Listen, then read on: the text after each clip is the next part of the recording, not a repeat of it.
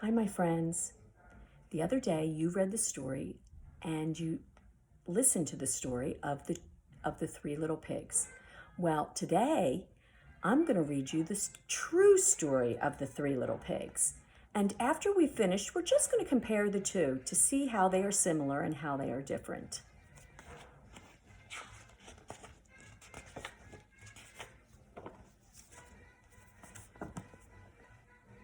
Everybody knows the story of the three little pigs, or at least they think they do.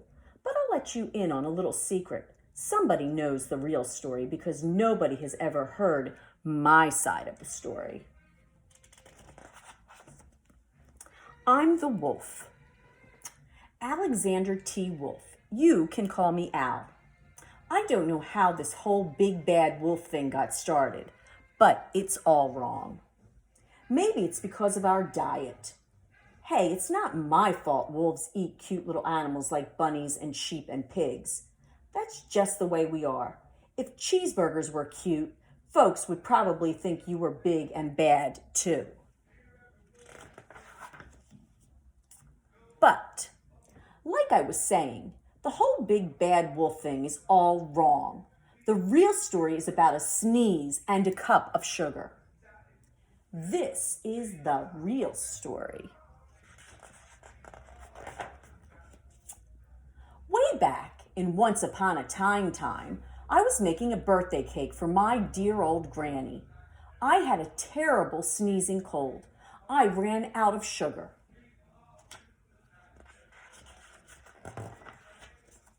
So I walked down the street to ask my neighbor for a cup of sugar. Now this neighbor was a pig, and he wasn't too bright either. He had built his whole house out of straw. Can you believe it? I mean, who in his right mind would build a house out of straw? So of course, the minute I knocked on the door, it fell right in. I didn't want to just walk into somebody else's house, so I called, little pig, are you in? No answer. I was about to go home without the cup of sugar for my dear old granny's birthday cake. That's when my nose started to itch. I felt a sneeze coming on. Well, I huffed and I snuffed. And I sneezed a great sneeze. And you know what? That whole darn straw house fell down. And right in the middle of the pile of straw was the first little pig, dead as a doornail. He had been home the whole time.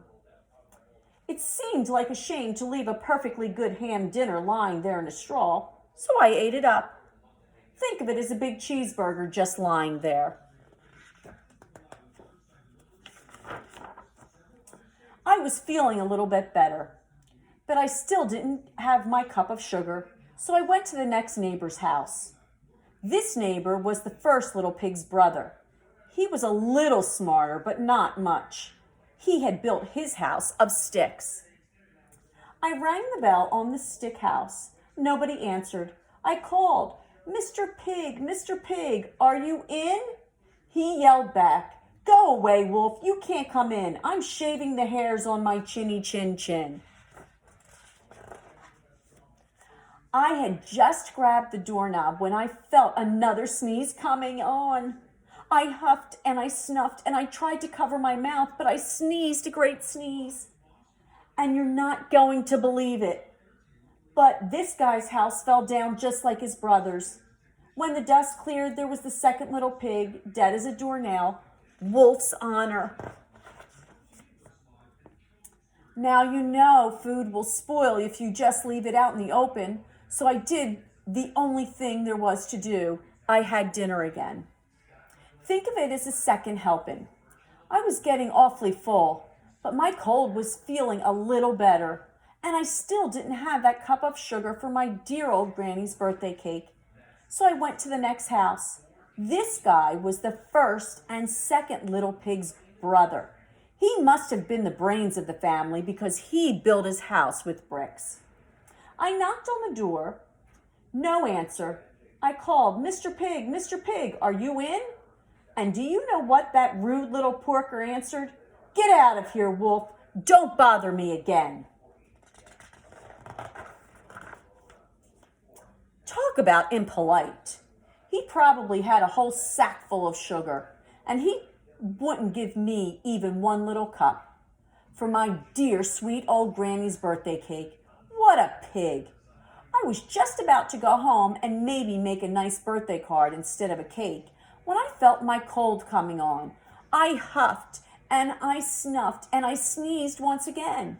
Then the third little pig yelled, "And your old granny can sit on a pin." How rude.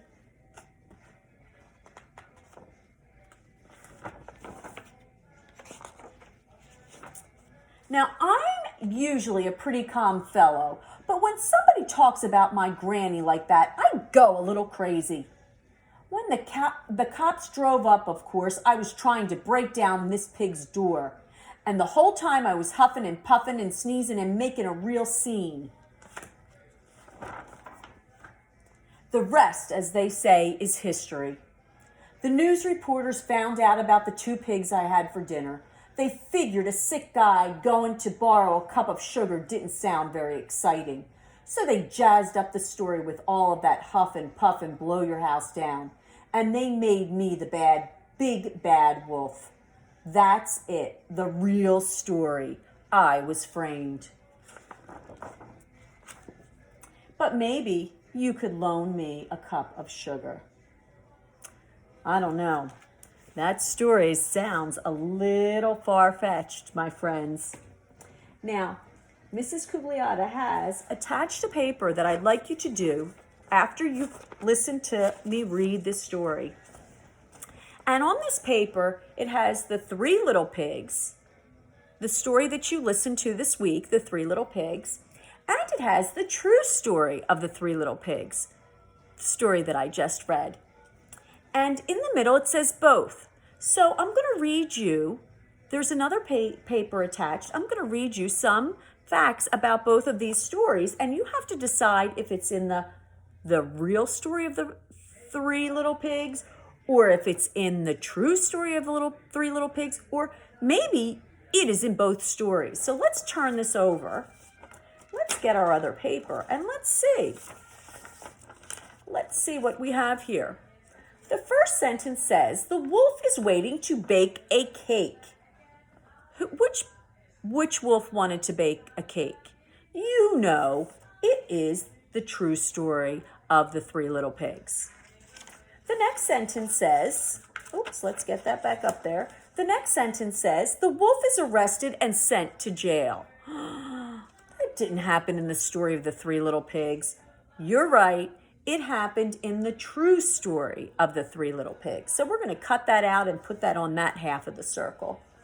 The next sentence says, the wolf huffs and puffs. I think he did that in both stories, don't you? I think we're going to cut it out and we're going to put it right in the middle because he did that in both stories.